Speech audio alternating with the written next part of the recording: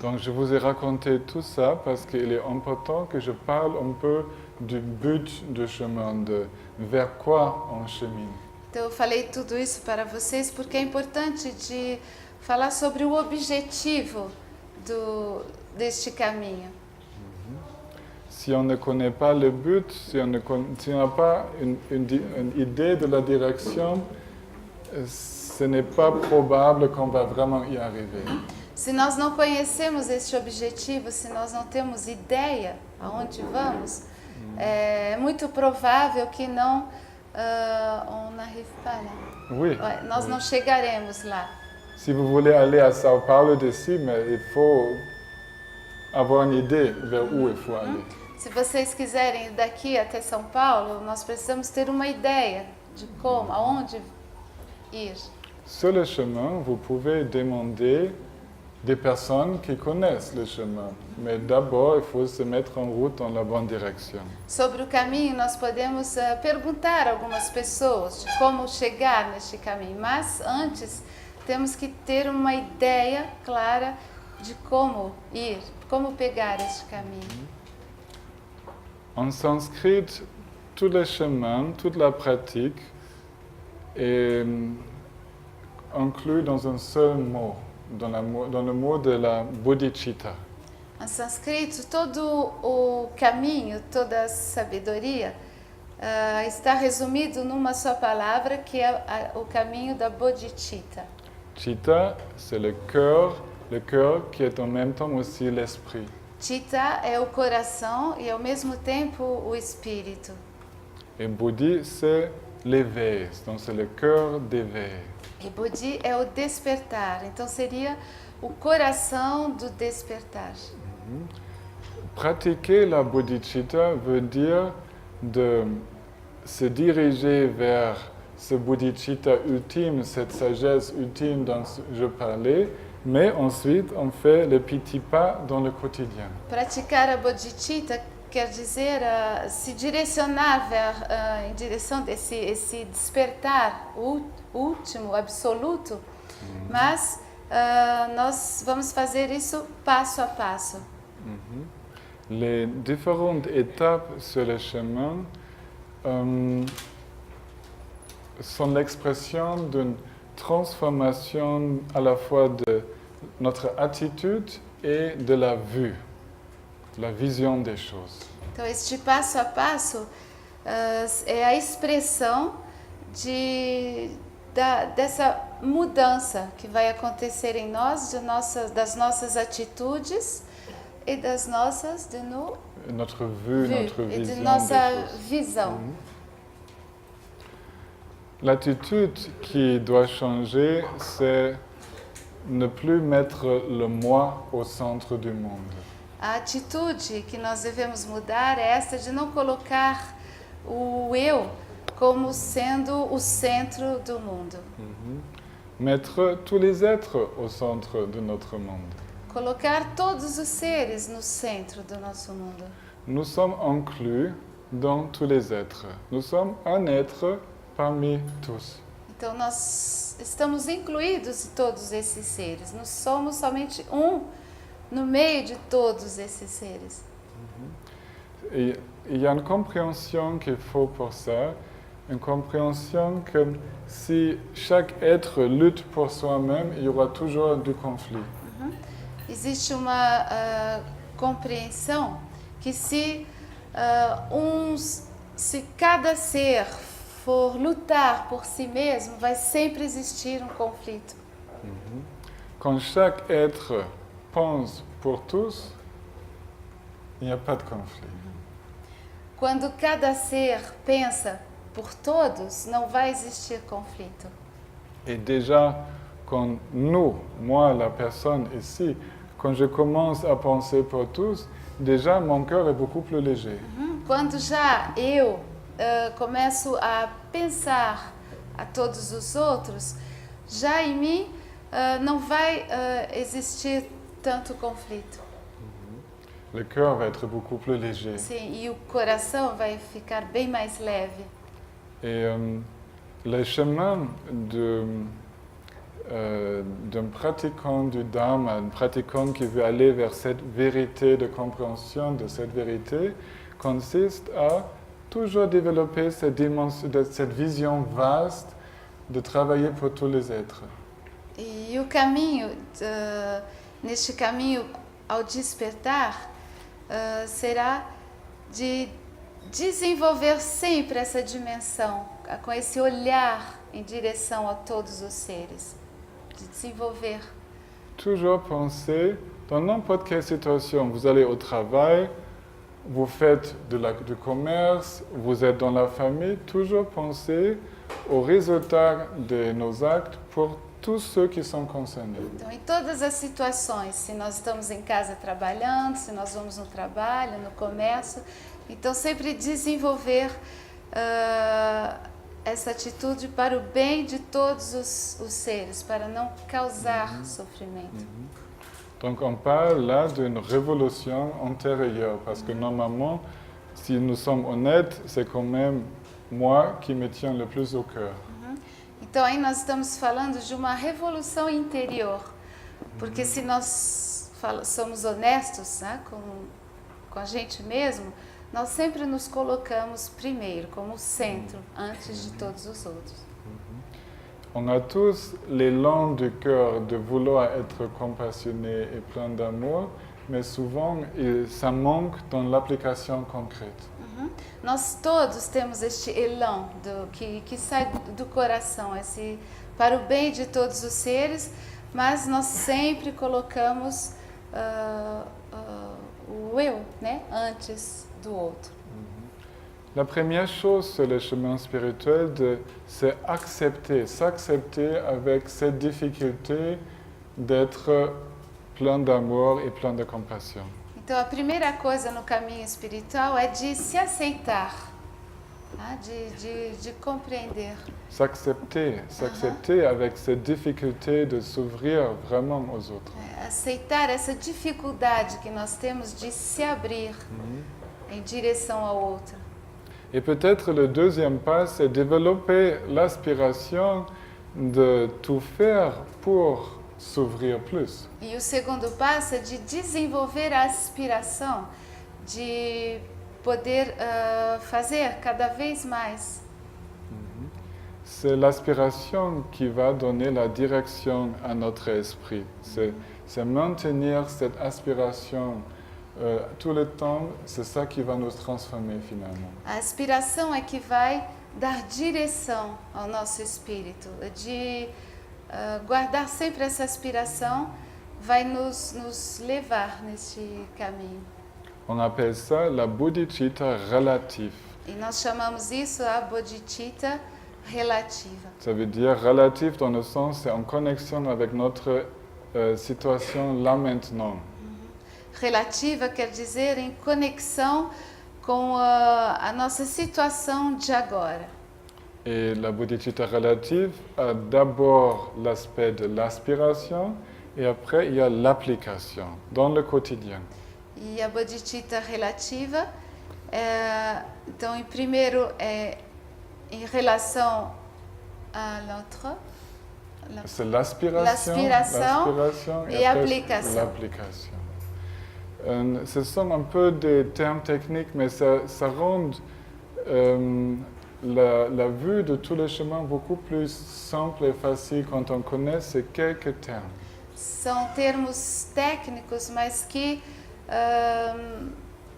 vão tornar mais fácil a nossa visão. On va mieux comprendre les chemins. Nós vamos compreender melhor o caminho. D'abord, il faut l'aspiration de devenir quelqu'un qui a le cœur ouvert et l'esprit disponible pour tous les êtres. Então, em primeiro, nós precisamos dessa aspiração para tornar nosso coração aberto. Et développer cette disponibilité pour tous les autres. E desenvolver essa disponibilidade para todos os outros. Et ensuite, il faut des moyens pour se rappeler cette aspiration. Em seguida, nós precisamos de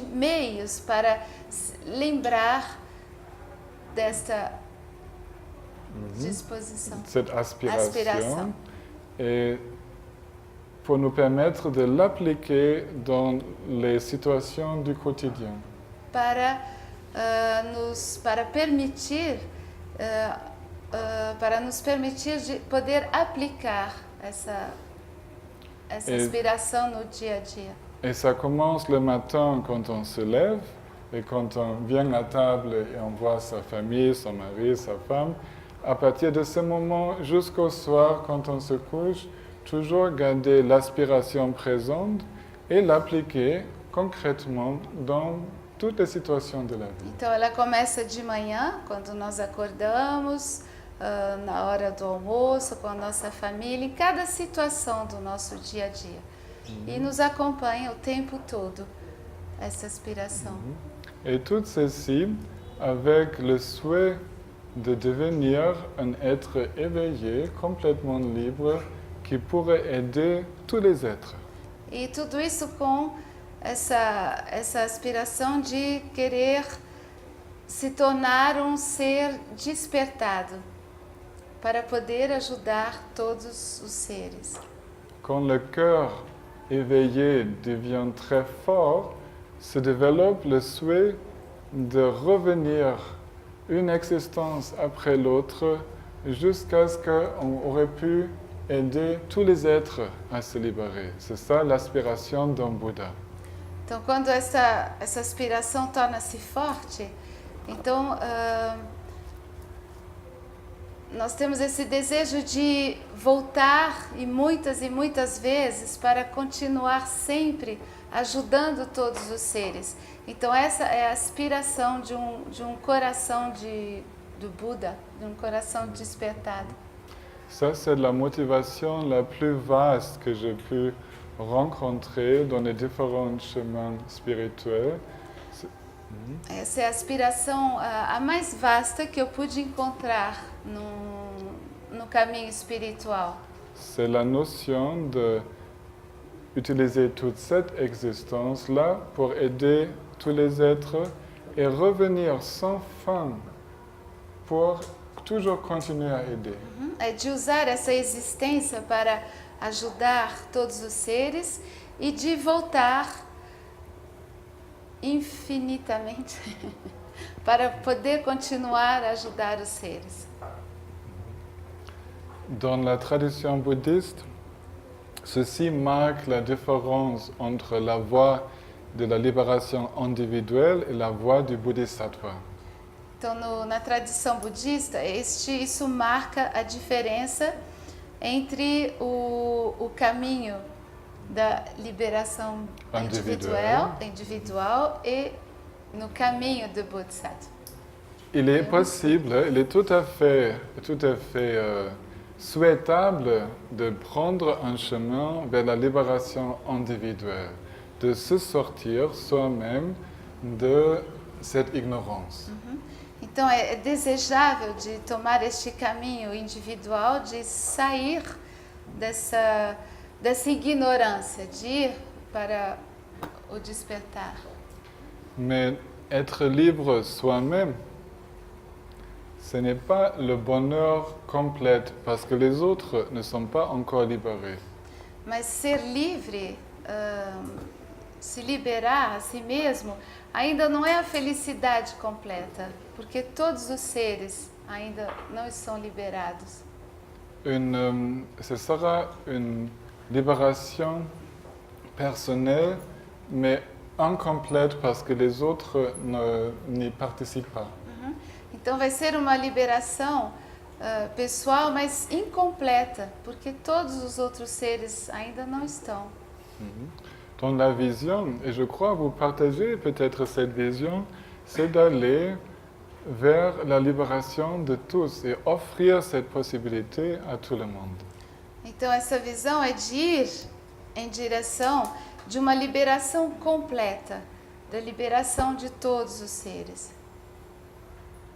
Et pour pouvoir le faire, le Bouddha parlait de 6 qualités à développer. E para poder fazer, o Buda falou de 6 qualidades para poder desenvolver, poder chegar nessa liberação. Toutes ces 6 qualités naissent de l'amour-compassion.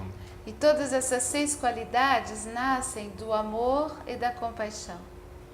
C'est la qualité qui s'appelle générosité, A qualidade da generosidade, la discipline, a disciplina, la patience, a paciência, la persévérance joyeuse, a perseverança feliz, la entusiástica, enthousiaste et la stabilité méditative a estabilidade meditativa et la sagesse. e a sabedoria. Et ces 6 qualités ont reçu beaucoup d'attention dans les descriptions du chemin du cœur éveillé. Et je vous propose d'en enseigner un peu plus demain. E essas 6 qualidades receberam beaucoup D'attention, de ça veut atenção, dire- muita atenção neste caminho do coração. Ce qu'il faut peut-être retenir, c'est qu'il faut trois facteurs pour prendre ce chemin. Então, o que nós devemos reter, obrigada, são 3 fatores. Les facteurs pour pouvoir aller sur ce chemin, c'est déjà, il faut une décision forte. Então, o primeiro fator para continuar neste caminho é ter uma decisão, sentir uma decisão forte. Il faut vraiment se décider d'aller vers l'éveil, vers la vérité et d'utiliser tous ces moyens pour se libérer soi-même et les autres. Você ter essa decisão de ir em direção ao despertar e de se liberar a si mesmo para poder liberar todos os seres. Cette décision doit être très claire et nette dans notre esprit pour ne pas toujours en douter et affaiblir notre chemin. Essa decisão deve ser bem clara no nosso espírito para não ficar sempre tendo dúvidas no nosso caminho. C'est comme si je suis décidé d'aller quelque part dans le monde. Prenons encore une fois l'exemple de, par exemple, São Paulo, d'où je viens. Si je veux y aller, et à pied par exemple, il faut vraiment être décidé parce qu'il y aura des obstacles à surmonter. Et si je ne suis pas décidé, les obstacles vont me faire dévier, je vais rester ailleurs. Então, por exemplo, se eu decido de ir a São Paulo, como eu estava lá esses dias, então eu devo estar realmente decidido se eu decido ir a pé, porque neste caminho eu vou ter muitos obstáculos. Então eu posso me desviar, né? Vou ter muitas distrações nesse caminho. Pour enraciner cette motivation forte, il y a ce qu'on appelle la prise de refuge. C'est un moment où on se décide à vraiment prendre ce chemin. Então, para fortificar essa decisão, para dar raízes a essa decisão, nós chamamos isso tomar refúgio. Né? Isso vai nos dar essa força, esse elão para continuar neste caminho. Prendre refuge dans le sens se relier avec une dimension spirituelle d'où on peut trouver plus de force pour ce chemin difficile.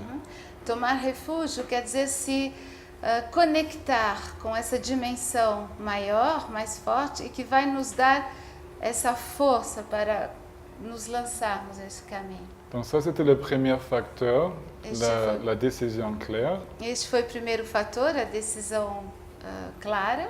Et le deuxième facteur, que normalement, il nous faut des guides sur le chemin. Il faut pouvoir demander des conseils. E o segundo fator é que normalmente nós precisamos de guias para nos dirigir neste caminho. Nós precisamos para pedir conselhos. Il faut des guides qui connaissent le chemin, des guides authentiques qui ne nous trompent pas.